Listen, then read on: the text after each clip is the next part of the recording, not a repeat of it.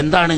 ഇയ്യാക നസ്തഈൻ, ഞങ്ങളുടെ ആവശ്യങ്ങളിൽ എല്ലാ ചെറുതും വലുതുമായ ഭൗതികമെന്നോ പാരത്രികമെന്നോ വ്യത്യാസമില്ലാത്ത, പ്രത്യക്ഷമെന്നോ പരോക്ഷമെന്നോ വ്യത്യാസമില്ലാത്ത, സാധാരണമെന്നോ അസാധാരണമോ വ്യത്യാസമില്ലാത്ത എല്ലാ കാര്യങ്ങളിലും നീ മാത്രമാണ് സഹായി, നിന്നോട് മാത്രമാണ് ഞങ്ങൾ സഹായം അർത്ഥിക്കുന്നത് എന്നാണ് ബഹുമാനപ്പെട്ട നബി സല്ലല്ലാഹു അലൈഹി വസല്ലം തങ്ങളും സഹാബത്തും തൊട്ട് തുടങ്ങി ഇന്നോളമുള്ള അഹ്ലുസുന്നത്ത് വൽ ജമാഅത്ത് ഈ ആയത്തിന് അർത്ഥം വെച്ചതും വിശ്വസിച്ചു പോകുന്നതും. നമ്മളും ഒക്കെ അങ്ങനെയാണല്ലോ വിശ്വസിക്കുന്നത്.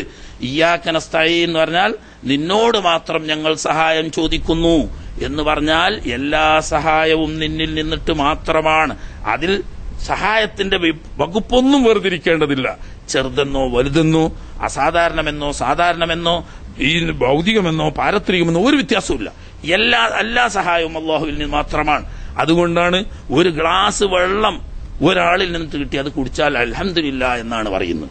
ഈ വെള്ളം ഇവനാണ് തന്നത്, അതുകൊണ്ട് നിനക്ക് സ്തുതി എന്നല്ല പറയുന്നത്. ഇതിന്റെ ഉടമക്കാരൻ അള്ളാഹുവാണ്. ആ അള്ളാഹു നിന്നോട് നീ മുഖേന എനിക്ക് ഈ സഹായം എത്തിച്ചു തന്നതാണ്. അതുകൊണ്ട് ഈ സഹായം എനിക്ക് നൽകിയ അള്ളാഹുവിന് സർവസ്തുതിയും. സാധാരണ കാര്യമല്ലേ ഒരു ഗ്ലാസ് വെള്ളം കൊടുക്കാന്ന് ആവട്ടെ, അതായാലും ഞാൻ അതിലും ചെറുതാണെങ്കിലും അള്ളാഹുവിൽ നിന്നിട്ട് മാത്രമാണ് മുഴുവൻ സഹായങ്ങളും. ഇത് വിശ്വസിക്കുന്നിടത്ത് ഇവിടെ തൗഹീദിന്റെ കുത്തകാവകാശികൾ പറയുന്നത് മനുഷ്യ കഴിവിന് അതീതമായ കാര്യങ്ങളിൽ നിന്നോട് മാത്രം ഞങ്ങൾ സഹായം ചോദിക്കുന്നു എന്ന്. ഇതിൽ ജമാഅത്തെ ഇസ്ലാമിക്കും മുജാഹിദുകൾക്കും രണ്ടഭിപ്രായമില്ല. രണ്ടു കൂട്ടരും ഐക്യകണ്ഠേനെ അംഗീകരിച്ച അർത്ഥമാണ് ഇയ്യാക നസ്തഈൻ എന്ന് പറഞ്ഞാൽ മനുഷ്യ കഴിവിന് അതീതമായ കാര്യങ്ങളിൽ നിന്നോട് മാത്രം ഞാൻ സഹായം ചോദിക്കുന്നു എന്ന്. ഇതുകൊണ്ട് ഒരാൾ മുസ്ലിം ആവൂല. ഇങ്ങനെ വിശ്വസിച്ചാൽ ഒരാൾ മൂമിനാവൂല. അവൻ ശിർക്കിലാണ് ഉള്ളത്. എന്തുകൊണ്ട്? കുറെ കഴിവ് സൃഷ്ടികൾക്കും കുറെ കഴിവ് സൃഷ്ടാവിനും. സൃഷ്ടാവിനുള്ള കഴിവ് വലിയ വലിയ കഴിവാണ്, അത് ആ സൃഷ്ടാവിലുള്ളതാണ്. അങ്ങനത്തെ കാര്യം സൃഷ്ടികൾക്കില്ല. ചെറിയ ചെറിയ കാര്യങ്ങളിലുള്ള കഴിവ് സൃഷ്ടികൾക്കുണ്ട്. ആ കഴിവ് കൊണ്ട് അവർ സഹായിക്കും, അതുകൊണ്ട് അത് ചോദിക്കും ചെയ്യാം, അങ്ങനെ ആ സഹായം കിട്ടുമെന്ന് വിശ്വസിക്കുകയും ചെയ്യാൻ അതിനൊന്നും പേടില്ല. അതേസമയത്ത് വലിയ വലിയ കാര്യങ്ങളിൽ, മനുഷ്യന് എത്താൻ കഴിയാത്ത വലിയ കാര്യങ്ങളിൽ അതിന് സഹായം ആരോട് ചോദിക്കണം? അള്ളാഹുവിനോട് ചോദിക്കണം. ഇത് അവരുടെ വലിയ ആരോപണമല്ല. അവരുടെ ഖുർആൻ പരിഭാഷകളിൽ ഇന്നും നമ്പറിട്ടത് എഴുതിയിട്ടുണ്ട്. ഇയ്യാക നസ്തഈൻ, നിന്നോട് ഞങ്ങൾ സഹായം ചോദിക്കുന്നു എന്ന് പരിഭാഷപ്പെടുത്തിയിട്ട് നമ്പറിട്ട് താഴെ എഴുതും മനുഷ്യ കഴിവിന് അതീതമായ കാര്യങ്ങൾ, ആ കാര്യങ്ങളിൽ നിന്നോട് മാത്രം ഞങ്ങൾ സഹായം ചോദിക്കുന്നു എന്നിട്ട് അതിനൊരു വ്യാഖ്യാനവും. മനുഷ്യ കഴിവിന് അതീതമായ കാര്യങ്ങൾ പടപ്പുകളിൽപ്പെട്ട ഏതെങ്കിലും പടപ്പുകളിൽ നിന്നിട്ട് തേടുന്നത് ഷിർക്കിന്റെ ഭാഗമാവുന്നു. അപ്പൊ മനുഷ്യന്റെ കഴിവിന് അതീതമായ കുറെ കഴിവുണ്ട്. അത് ചോദിക്കുന്നതിനോ അത് കിട്ടുമെന്ന് വിശ്വസിക്കുന്നതിനോ യാതൊരു വിരോധവുമില്ല. അങ്ങനെ വിശ്വസിക്കുന്നതിന് തൗഹീദിന് തകരാറുമൊന്നുമില്ല. ഇങ്ങനൊരർത്ഥം നമുക്ക് തർക്കമൊന്നുമില്ല. നമ്മളിപ്പോൾ ആരോടും വാശി പിടിക്കേണ്ട ആവശ്യമില്ല. ഒരാളോടും വ്യക്തിപരമായിട്ടോ മറ്റോ നമുക്ക് എതിരുമില്ല. നമ്മൾക്ക് ഇതിനോട് ഈ വിഷയത്തിൽ ചോദിക്കാനുള്ളത് ഇങ്ങനൊരു വ്യാഖ്യാനം ഈ ഇയ്യാക നസ്തഈൻ എന്ന ആയത്തിന്റെ തഫ്സീറിലോ ഖുർആൻ 30 ജുസിൽ ബാക്കി ഏതെങ്കിലും ആയത്തിന്റെ തഫ്സീറിലോ ആയിട്ട് മനുഷ്യ കഴിവിന്റെ പരിധിയിൽപ്പെട്ട കുറെ കഴിവുകൾ ഉണ്ടാക്കി ആ കഴിവുകളിൽ പടപ്പുകളോട് സഹായം ചോദിക്കലും സഹായിക്കുമെന്ന് വിശ്വസിക്കലും തൗഹീദിനെ ബാധിക്കില്ല എന്നും അതിനപ്പുറത്തുള്ള കാര്യങ്ങൾ അള്ളാഹുവിൽ മാത്രം നിക്ഷിപ്തമായതുകൊണ്ട് അത് അള്ളാഹുവിനോട് മാത്രം ചോദിക്കേണ്ടതാണെന്നും അങ്ങനെയുള്ള പല സഹായങ്ങളും പടപ്പുകളിൽ നിന്ന് ലഭിക്കുമെന്ന് വിശ്വസിച്ചാൽ അത് ശിർക്കാകുമെന്നും ഒരു വ്യാഖ്യാനം ബഹുമാനപ്പെട്ട സഹാബത്തുൽ കിറാമ് തൊട്ട് ഈ 1300 വേണ്ട 1400 വരെയുള്ള ലോകത്ത് കഴിഞ്ഞ മഹാന്മാരായ പണ്ഡിതന്മാരിൽപ്പെട്ട ആരാണ് അങ്ങനെ ഒരു അർത്ഥം പറഞ്ഞത്? അതോടുകൂടി നമുക്ക് ആ പ്രശ്നം തീർക്കാലോ.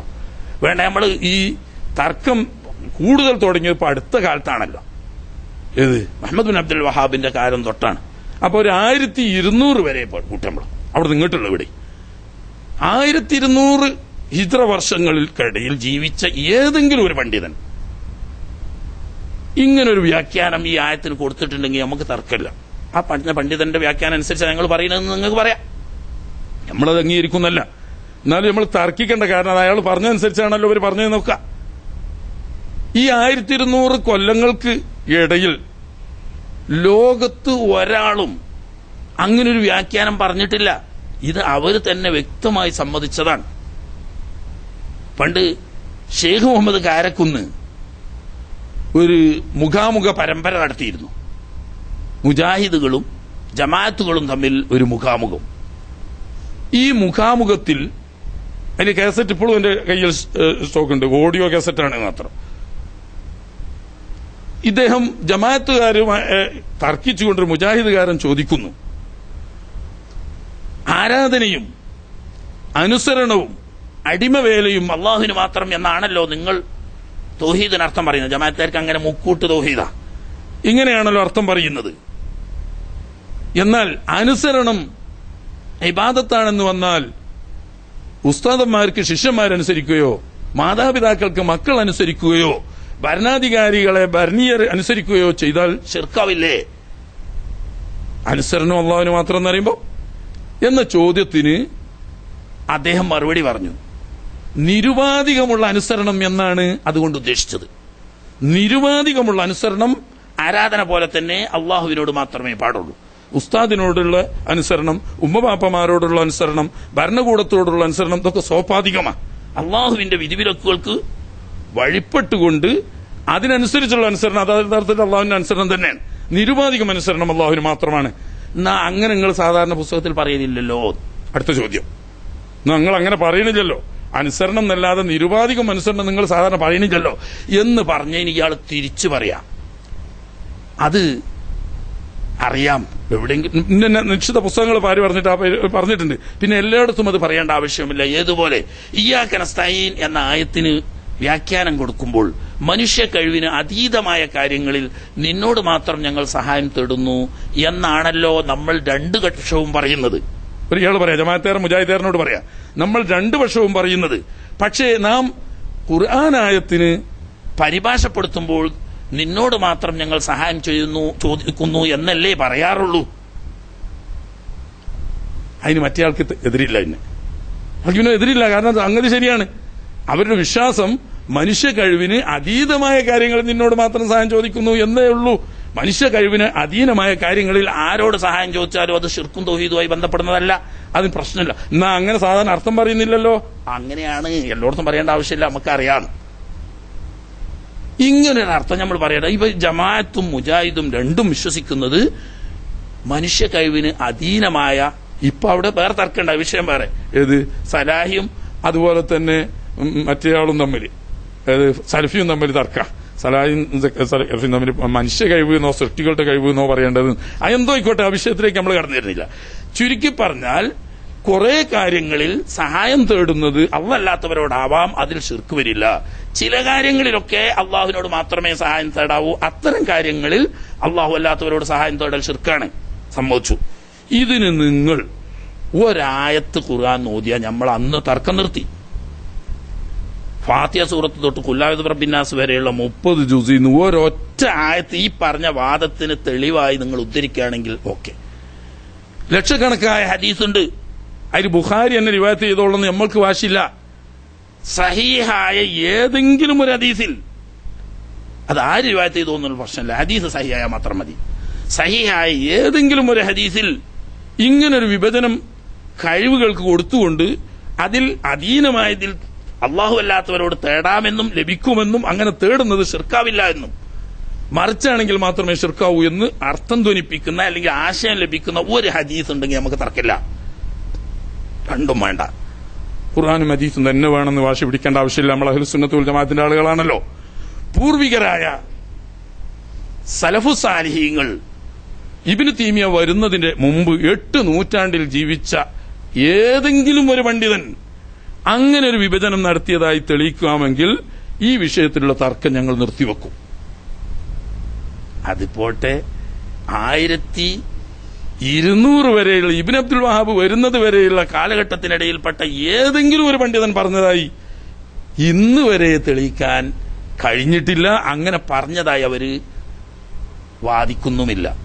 മറിച്ച് ലോകത്ത് ആദ്യം ഇങ്ങനെ ഒരു ആശയം സ്വയം ഗവേഷണത്തിലൂടെ പറഞ്ഞത് ഈജിപ്തിലുണ്ടായിരുന്ന റഷീദ് റിള, അയാളുടെ അൽമനാർ എന്ന് പറയുന്ന ഒരു തഫ്സീറുണ്ട്. അതിലൂടെയാണ് ഈ വിഷയം ലോകത്തിന്റെ മുന്നിൽ ആദ്യം എടുത്തു വെക്കുന്നത്. അതിവിടെ 1300 ശേഷം ജീവിച്ച ആളാണ്. നമ്മളെ കെ മൗലവി കേരളത്തിൽ ജീവിക്കുന്ന കാലത്ത്, അതുപോലെ തന്നെ ഈ വക്കം മൗലവിയൊക്കെ ജീവിക്കുന്ന കാലത്ത് ഇവിടെ ഈജിപ്തിൽ ജീവിച്ചിരുന്ന മനുഷ്യനാണ് ഇയാള്. അയാളുടെ മുന്നിൽ പണ്ട് നമ്മളെ മൂസ മൗലവിയാരുണ്ട്. ഇനി ഏത് നാട്ടിക മൂസ മൗലവിയാര്, ഇയാൾ ഇവര് വെല്ലുവിളിച്ച് പറഞ്ഞു 1 കോടി രൂപ ഇനാം സമ്മാനം തരാൻ. ലോകത്ത് ഏതെങ്കിലും പൂർവികരായ ഒരു പണ്ഡിതൻ ഇങ്ങനൊരു വ്യാഖ്യാനം ഈ ആയത്തിന് പറഞ്ഞതായും സഹായത്തിന് ഇങ്ങനെ വിഭജിച്ചതായും തെളിയിക്കുകയാണെങ്കിൽ എന്ന് പറഞ്ഞതിന് ഉമ്മർ മൗലവി പറഞ്ഞ റഷീദ് റിള വരെ അങ്ങനെ പറഞ്ഞിട്ടുണ്ട് എന്നാ. റഷീദ് റിള വരെ പറഞ്ഞിട്ടുണ്ട് എന്ന് പറഞ്ഞാൽ അതിന്റെ മുമ്പ് ലോകത്തൊരു മഹ്ലൂക്ക് പറഞ്ഞിട്ട് ഞാൻ അയാൾ സമ്മതിക്കലല്ലേ അതിന്റെ അർത്ഥം. റഷീദ് റിള ഇവിടെ കെ മൗലവിയും അതുപോലെ തന്നെ വക്കം മൗലവിയും ഒക്കെ ഉണ്ടായിരുന്ന സമയത്ത് ഇവിടെ ജീവിച്ചിരുന്ന മനുഷ്യനാണ്. അയാൾ അൽമനാർ വായിച്ചിട്ടാണ് ഇവര് ഈ പ്രസ്ഥാനത്തിലേക്ക് വന്നത്. അതിപ്പം കെ മൗലവി പറഞ്ഞെന്ന് പറയുമ്പോൾ അല്ലെങ്കിൽ ഉമ്മർ മൗലവി പറഞ്ഞെന്ന് പോലെ അതല്ല നമ്മൾ പറയുന്നത്. ലോകത്തുള്ള മനുഷ്യ ലോകത്ത് മുസ്ലിങ്ങൾ അംഗീകരിക്കുന്ന ഏതെങ്കിലും പണ്ഡിതന്മാർ പറഞ്ഞണോ? ഇല്ല. സത്യത്തിൽ ആരും പറയാത്ത ഒരാശയം സ്വയം നിർമ്മിച്ചുണ്ടാക്കിയതാണ്. ഇതിന് ഖുർആന്റെ പിൻബലമില്ല, ഹദീസിന്റെ പിൻബലമില്ല. ഇതേ ചോദ്യം തന്നെ കുറച്ച് സത്യം പറയാൻ തണ്ട് കാട്ടിയിട്ടുണ്ട് ഇയാള്. ഏത് ഈ ഷെയ്ഖ് മുഹമ്മദ് മുഖാമുഖങ്ങളിൽ അയാളോട് ചോദിച്ചു, ഇങ്ങനൊരു വ്യാഖ്യാനം പൂർവികരാരെങ്കിലും പറഞ്ഞിട്ടുണ്ടോ? ഇയ്യാക നസ്തഈൻ എന്ന ആയത്തിന് മനുഷ്യ കഴിവിന് അതീതമായ കാര്യങ്ങളിൽ നിന്നോട് മാത്രം ഞങ്ങൾ ചോദിക്കുന്നു എന്നൊരു വിഭജനം, അതീതം നിന്ന് വിഭജിച്ചുകൊണ്ട് അധീനമായ കാര്യങ്ങളിൽ ചോദിക്കുന്നത് തൗഹീദിനെ ബാധിക്കില്ല എന്നും അതീതമായ കാര്യങ്ങളിൽ മാത്രമേ തൗഹീദിനെ ബാധിക്കൂ എന്നുമുള്ളൊരു വിഭജനം പൂർവികരാരെങ്കിലും പറഞ്ഞിട്ടുണ്ടോ എന്ന് ചോദിച്ചതിന് ശുദ്ധ മലയാളത്തിൽ അയാൾ തുറന്നു പറഞ്ഞിട്ടുണ്ട്. അങ്ങനെ പൂർവികരാരും പറഞ്ഞിട്ടില്ല. പക്ഷേ ഖുറാഫികൾ ചോദ്യ വൈദഗ്ധ്യം കാണിച്ചുകൊണ്ട് മുടിനാരിഴക്കേറി ചോദ്യങ്ങൾ ചെയ്തപ്പോൾ അവരെ അടക്കിയിരുത്താൻ മറ്റു വഴി കാണാതെ വന്നപ്പോൾ അങ്ങനെ വ്യാഖ്യാനിച്ചതാണ്.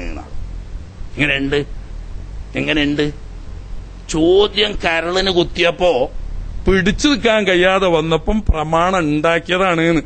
ഇത് പച്ച മലയാളത്തിൽ ഇയാള് ഷെയ്ഖ് മുഹമ്മദ് കാരക്കുന്ന് എന്ന് പറയുന്ന ജമാഅത്തെ ഇസ്ലാമിന്റെ നേതാവ് മുഖാമുഖത്തിൽ പരസ്യമായി പറയുന്നത് കാസറ്റ് അഞ്ഞിപ്പോ പൂ പിടിച്ചോണെന്ന് പറഞ്ഞാൽ എപ്പോഴും എന്റെ അടുത്ത് സ്റ്റോക്ക് ഉണ്ട്. 6 കാസറ്റുകളുണ്ട് തുടർച്ചയായിട്ടുള്ള മുഖാമുഖങ്ങൾ. ഇതാണ് അതിന്റെ സത്യം. ആരെയോ കുറെ ആളുകളെ കാഫറാക്കണമെന്ന് സ്വയം തീരുമാനിക്കുകയും അതിന് ഖുർആനിലും തിരുസുന്നത്തിലും പൂർവികരായ മഹാന്മാരുടെ ഉദ്ധരണികളിലും തെളിവ് കാണാതെ വന്നപ്പോൾ സ്വയം നിർമ്മിച്ചുണ്ടാക്കിയ ഒരു ഏടാകൂടമാവുന്ന കെട്ടിക്കൂട്ടൽ ആദർശം കൊണ്ടാണ് യഥാർത്ഥത്തിൽ ശുദ്ധ തൗഹീദിന്റെ ആളുകളാവുന്ന ലോകത്തുള്ള മഹാഭൂരിപക്ഷം വരുന്ന അഹ്ലുസുന്നത്തി വൽ ജമാഅത്തിനെ ഷിർക്കിന്റെ അഹ്ലുകാരും മുശ്രിക്കീങ്ങളുമായി ചിത്രീകരിക്കുകയും യഥാർത്ഥത്തിൽ മനുഷ്യ കഴിവിന് അധീനമായ കാര്യങ്ങളിൽ അല്ലാത്തവരോട് സഹായം ചോദിക്കാമെന്ന് വിശ്വസിക്കുകയും അങ്ങനെ ചോദിക്കുകയും ചെയ്യുന്ന ഇത്തരം ഏടാകൂടത്തിൽപ്പെട്ട ആളുകൾ യഥാർത്ഥത്തിൽ ഷിർക്കിന്റെ ആളുകളാണ്. അവർ സ്വയം തൗഹീദായി അഭിനയിക്കുകയും ചെയ്യുക. യഥാർത്ഥത്തിൽ തൗഹീദിന്റെ ആളുകളെ മുശ്രിക്കുകളായി ചിത്രീകരിക്കുകയും സ്വയം ഷിർക്ക് ചെയ്യുന്നവർ തൗഹീദിന്റെ ആളുകളായി ലോകത്തിന് മുന്നിൽ നെളിയുകയും ചെയ്യുക എന്ന വിരോധാഭാസമാണ് ഇന്ന് നടക്കുന്നത്. അതാണ് രസം. ഇതൊക്കെ പടപ്പുകളോട് ചോദിക്കുക, പടപ്പുകൾ സഹായിക്കും തന്നെ വിശ്വസിക്കുന്നത്. അതിൽ ഷിർക്കൊന്നും കേടില്ല. എന്നാൽ അല്ലാഹു തആല പറയുന്നു, വമാ തശാഊന ഇല്ലാ അൻ യശാ അല്ലാഹു റബ്ബുൽ ആലമീൻ. നിങ്ങൾ ചെയ്യുന്നത് പോട്ടെ, വിചാരിക്കണമെങ്കിൽ ഉദ്ദേശിക്കണമെങ്കിൽ അള്ളാഹുവിന്റെ വേണ്ടുക വേണം. ബിഇദ്നി, അല്ലാതെ അള്ളാഹുവിന്റെ അനുമതിയോടെ അല്ലാതെ അവൻ കൊടുക്കുന്ന കഴിവുകൊണ്ടല്ലാതെ ലോകത്ത് ഒരു ശക്തിക്കും ഒന്നിനും കഴിയില്ല. എത്രത്തോളം വമാ തശാഊന ഇല്ലാ അൻ യശാ അല്ലാഹു റബ്ബുൽ ആലമീൻ. സർവ്വലോകരക്ഷിതാവായ റബ്ബിന്റെ വേണ്ടുകയില്ലാതെ ഒരു കാര്യം മനസ്സിൽ വിചാരിക്കാൻ പോലും നിങ്ങൾക്ക് സാധ്യമല്ല. അതാ ഖുർആൻ പറയുന്നത്, അതാ സുന്നത്ത് ജമാഅത്തിന്റെ വിശ്വാസവും.